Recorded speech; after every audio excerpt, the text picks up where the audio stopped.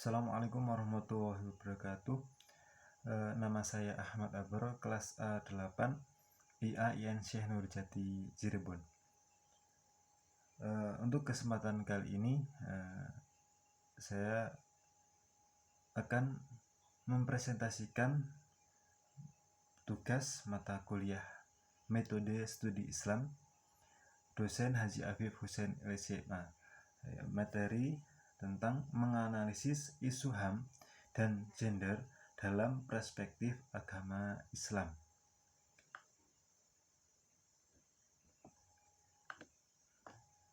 Hak asasi manusia adalah hak dasar yang melekat pada diri setiap orang sejak ia lahir. Ia berlaku universal, berlaku bagi semua orang di mana saja dan kapan saja. Hak ini merupakan anugerah Tuhan Yang Maha Esa. Karena sifatnya demikian, maka tidak ada kekuatan apapun yang bisa mengurangi atau mencabut hak tersebut. Secara ringkas, dapat disimpulkan bahwa hak asasi manusia menurut DUHAM antara lain mencakup hak persamaan dan kebebasan dari diskriminasi jenis apapun, hak untuk kehidupan, kemerdekaan, dan keamanan pribadi, hak atas kebebasan dari penganiayaan dan perlakuan merendahkan, hak persamaan di depan hukum dan hak untuk mendapatkan keadilan, hak atas kebebasan keyakinan dan agama, hak ikut dalam pemerintahan, hak ikut untuk bekerja, hak untuk memiliki standar kehidupan yang cukup untuk kesehatan dan kesejahteraan, hak untuk memperoleh pendidikan. Jika harus diklasifikasi, maka HAM tersebut meliputi hak individual, hak kolektif, hak sipil dan politik, hak ekonomi, sosial, dan budaya. Selanjutnya, Islam dan HAM. Membaca sumber Islam paling otoritatif, Al-Quran, akan banyak ditemukan teks-teks yang menjelaskan perhargaan dan penghormatan terhadap manusia. Beberapa di antaranya adalah yang artinya, dan sesungguhnya kami telah memuliakan anak-anak Adam, kami angkat mereka di daratan dan lautan, yang sempurna atas kebanyakan ciptaan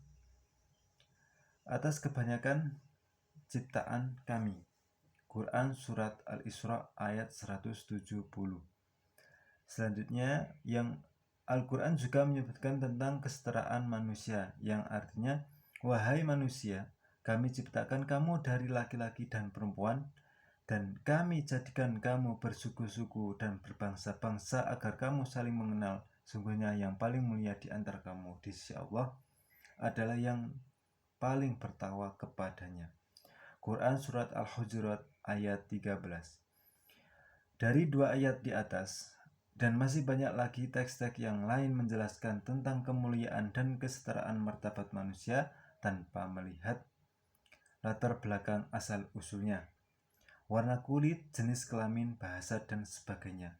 Ini adalah konsekuensi logis dari doktrin kemahaesaan Allah Subhanahu wa Ta'ala. Semua manusia dengan berbagai latar belakangnya itu pada ujungnya berasal dari sumber yang tunggal, ciptaan Tuhan. Keunggulan yang dimiliki manusia satu atas manusia yang lain hanyalah pada aspek kedekatannya dengan Tuhan. Selanjutnya, Islam dan gender. Fakta-fakta sosial, ekonomi, budaya, dan politik yang bisa tersebut di atas seringkali mendapatkan pembenaran dari teks-teks keagamaan, baik dari Al-Quran, hadis, maupun pandangan-pandangan ulama fikih.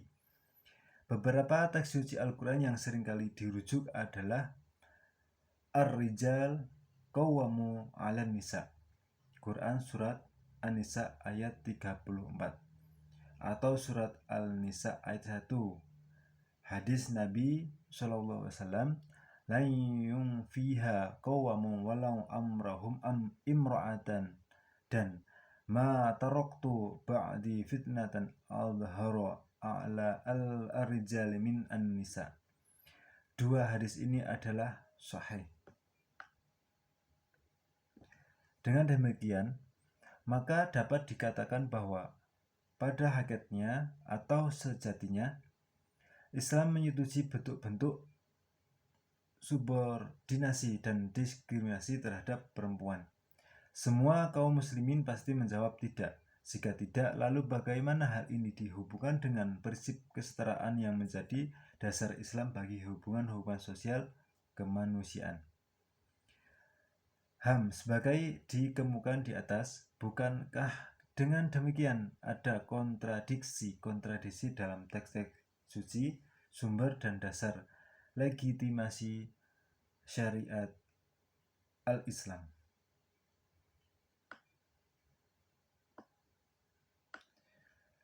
Sejalan dengan pemikiran inilah para ulama Islam menuangkan jiwa syariat itu dalam bahasa hukum yang berbeda-beda sesuai dengan konteksnya masing-masing. Untuk konteks kita sekarang agaknya perlu ditelaah kembali apakah keputusan masih relevan untuk mendukung tujuan tersebut, mengingat kondisi dan situasi yang berbeda.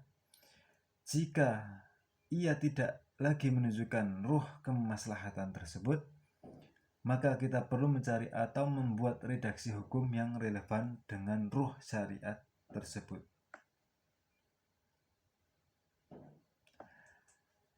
Lalu, apa yang kita perlukan sekarang adalah menciptakan ruang sosial baru yang memungkinkan ke perempuan dapat mengaktualisasi dirinya di mana saja dengan tetap terjaga dan aman dari tindakan-tindakan yang merendahkannya.